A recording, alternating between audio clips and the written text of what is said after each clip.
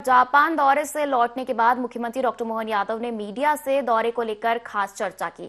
उन्होंने कहा कि हमारा यह दौरा बड़े निवेश के संबंध में सफल रहा। हमारा मानना था कि हम केवल निमंत्रण के भाव से वहां पर जाएंगे, लेकिन वहां की कई कंपनियों ने यहां निवेश के लिए विशेष इंटरेस्ट दिखाया है, जिसके बहुत अच्छे सकारात्मक परिणाम प्रदेश में मिलेंगे। सीएम ने आगे कहा कि हमारे देश के प्रधानमंत्री नरेंद्र मोदी के कारण कई राज्य जापान से संबंध बनाने की ओर रुख कर रहे हैं। हमारी सरकार अलग अलग विभागों की नई नीतियां लेकर आई है। जापान से मध्य प्रदेश के कई सेक्टर में अच्छे संबंध है। जापान माइनिंग, एमएसएमई, एनर्जी और हैवी इंडस्ट्रीज और आधुनिक टेक्नोलॉजी के लिए जाना जाता है। जापान तीसरी आर्थिक महाशक्ति के रूप में अपनी पहचान बनाता है।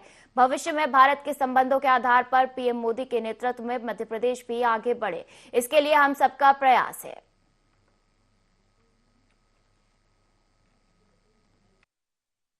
जापान से मध्य प्रदेश का संबंध बने, खास करके हमारे सभी सेक्टर में माइनिंग का, एनर्जी का, एमएसएमई, हेवी इंडस्ट्री, अलग अलग क्षेत्रों में यूनिवर्सिटियों से, हेल्थ से, सभी डिपार्टमेंट में जापान उन्नत टेक्नोलॉजी के लिए बहुत अलग प्रकार से जाना जाता है। और जब वो तीसरी आर्थिक महाशक्ति के रूप में अपनी एक पहचान बनाता है, तो भविष्य की दृष्टि से मध्य प्रदेश के साथ भारत के संबंधों के आधार पर माननीय मोदी जी के मार्गदर्शन में मध्य प्रदेश भी आगे बढ़े। इसलिए ग्लोबल समिट जब हम करने वाले हैं 24-25 फरवरी को, तो हमने 4 दिन का दौरा जापान बनाया।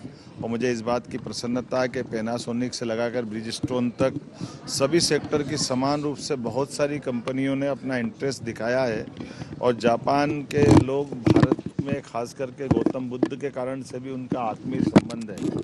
हमारे लिए भी वो एक तरह से एशिया का प्रथम देश भी है। और अतीत के काल से जापान से हमारे रिश्ते सदैव बहुत मजबूत रहे। कभी किसी भी पार्टी की सरकार वहाँ रहे या यहाँ पे सरकार रहे, लेकिन जापान हमेशा हमारे मित्रवत भाव से हमारे साथ जुड़ा रहता है। जिस प्रकार से कल माननीय मोदी जी ने अपना बजट भारत सरकार के नाते से लागू किया है, इस बजट के परिप्रेक्ष्य में मध्य प्रदेश जापान के साथ भी निवेश बढ़ाएगा, अपने राज्य के अंदर भी बड़े पैमाने पर औद्योगिक गतिविधियों को बढ़ाने के लिए सक्षम रहेंगे। मेरी अपनी ओर से इस जापान के साथ, उसके पहले यूके और जर्मनी के साथ हमारी यात्रा हुई थी। ग्लोबल इन्वेस्टर समिट के नाते से हमारे लिए स्वाभाविक रूप से ये दायित्व बनता है कि भोपाल में होने वाली इस पहली बार की ग्लोबल इन्वेस्टर समिट को सभी प्रकार से इसकी आशा अपेक्षा के हिसाब से खरा उतरे। हमारी सरकार ने लगभग 25 अलग अलग विभागों की नई नीतियां लेकर के आ रहे हैं, जिसके कारण से इन्वेस्टमेंट को और बढ़ावा मिलेगा। और खासकर 2025 का वर्ष तो हमने उद्योग वर्ष के रूप में घोषित किया है।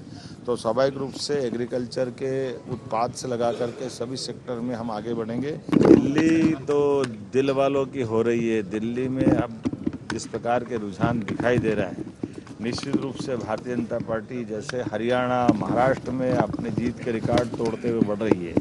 माननीय मोदी जी ने तीसरी बार दिल्ली की सरकार बनाई है, तो भाजपा एक बार फिर नए रूप में आके दिखाई देगी और आपके पता ही नहीं लगने वाला। ये तो जीतू पटवारी जी की आत्मा भी जानती है कि कितना मिला है, लेकिन मजबूरी है कि कांग्रेस उनको झूठ बुलवा रही है।